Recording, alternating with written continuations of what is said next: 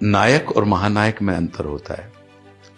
नायक आप उस व्यक्ति को कहते हैं जिसके मित्र, जिसके समर्थक उससे प्रेम करें, उसका आदर करें, ऐसा व्यक्ति नायक होता है। महानायक वो होता है कि जिसके शत्रु भी उसकी प्रशंसा करें और उसका आदर करें। तो अगर वो क्वालिटी अगर आपके अंदर आ जाए तो आप फिर नायक से निकल के महानायक की श्रेणी में खड़े हो जाते हैं। और राम को मैं महानायक की श्रेणी का व्यक्ति मानता हूं कि राम और रावण इन्होंने एक दूसरे के सामने जब आए हैं तो एक दूसरे की मर्यादा का कभी उल्लंघन नहीं किया। एक दूसरे का उन्होंने शत्रुता भी करी तो बड़े गरिमापूर्ण तरीके से। और जैसा कि मैं हमारे राम में ये कहता भी हूं, जब लक्ष्मण को रावण अंतिम समय पे ज्ञान देते हैं तो वो बताते हैं कि क्या अंतर है। बोले रावण को ज्ञान का अहंकार था और तुम्हारे भाई राम को अहंकार का ज्ञान है। जो अपने जीवन की अप्रोच बता रहे हैं, कह रहे हैं कि जीवन को अगर सफल करना है तो तुम कैसे कर सकते हो। मित्रता तुम किसी से भी कर लो, चलेगा, लेकिन शत्रुता आप हमेशा अपने से योग्य, अपने से श्रेष्ठ व्यक्ति के साथ करना। क्योंकि ये संसार जो है वो तुम्हारी पर्सनैलिटी का एनालिसिस, आकलन तुम्हारे दोस्तों को देखकर नहीं, तुम्हारे दुश्मनों को देखकर लगाएगा। जितना बड़ा शत्रु उतने बड़े आप।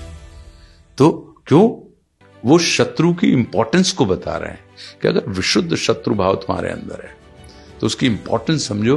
क्योंकि वो शत्रु, अब शत्रु कौन सा, जो भी हमारे काम में बाधा डाले, जो भी हमारी राह में रोड़े अटकाने का काम करे, जो भी हमारे, चाहे वो व्यक्ति हो, स्थिति हो, परिस्थिति हो, कोई भी, जो हमें हमारे लक्ष्य तक पहुंचने में कहीं ना कहीं बाधा डाल रहा है, उसको हम शत्रु मान लेते हैं।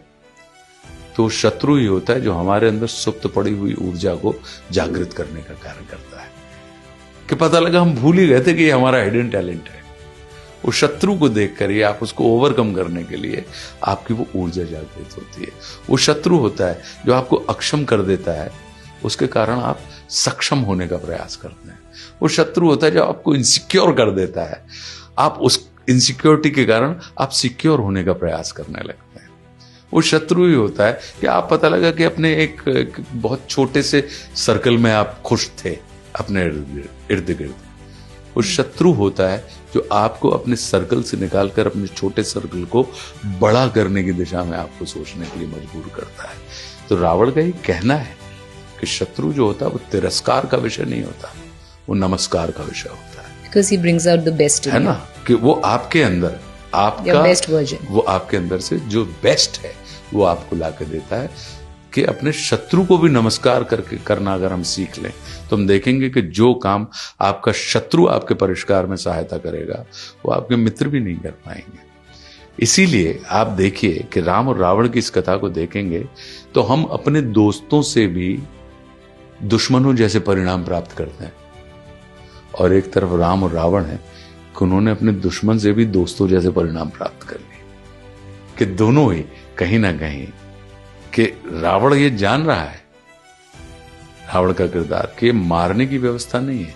रावण को क्या चाहिए था, रावण को क्या ज्ञान चाहिए था, नहीं, वो इस सत्य को जान रहे थे कि राम की मित्रता जो है रावण को ज्ञान से भर देगी और रावण को ज्ञान नहीं, ज्ञान से मुक्ति चाहिए।